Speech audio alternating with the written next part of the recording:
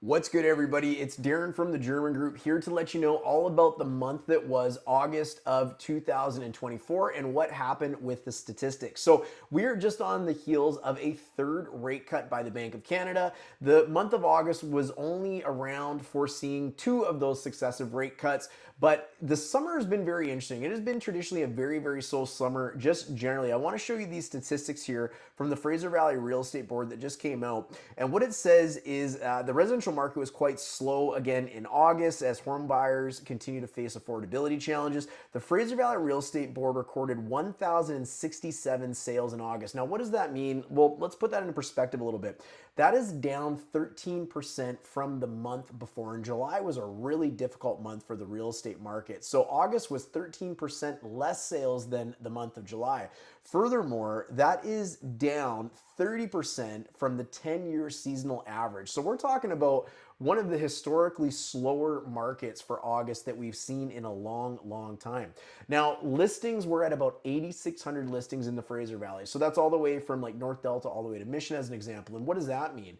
Well, to give that a little bit of perspective as well, that is the highest listings have been since the spring of 2020. What happened in the spring of 2020? Well, that was when the market completely shut down because COVID-19 was happening. So that's a little bit about kind of the landscape of where we're going. But what is happening specifically for the area of Surrey and maybe whatever type of property you have or whatever type of property you're looking for?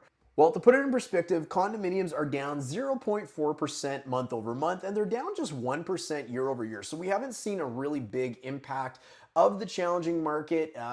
Prices tend to go up on an elevator and come down through the stairs. So they do go down, or they tend to go down a lot slower traditionally. So they're only down 1% year over year. Now, townhomes are down 0.6% month over month and down just less than 1% year over year at 0.8%. Detached homes in Surrey month over month are down 1%, and year over year they're just down a measly 1.2%. So those prices are really kind of holding steady. Now, where does this all come from? Well, what I like to use is this graph I'm showing you right here. This is called the sales to active ratio, and this really tells me where the market is and also where the market might be headed. Now, you can see down here that the market finished in and around about a 12% sales to active ratio. So what does that mean? Well, that means that there was roughly 100 properties on the market last month. Only 12 of them would have sold, which is really what we kind of traditionally think is on the cusp of entering into a buyer's market, between a buyer's market and a balanced market, where the advantage might be maybe more so for the buyer. I kind of disagree with that. I think we're already in a buyer's market condition where buyers just have more of an advantage than the sellers do. They've got more to look at. They don't have to jump on properties right away. They can negotiate a little bit better, all that sort of stuff. So what does this all mean if you're someone who's looking maybe to sell a home or somebody that is looking maybe to buy a home in the city of Surrey?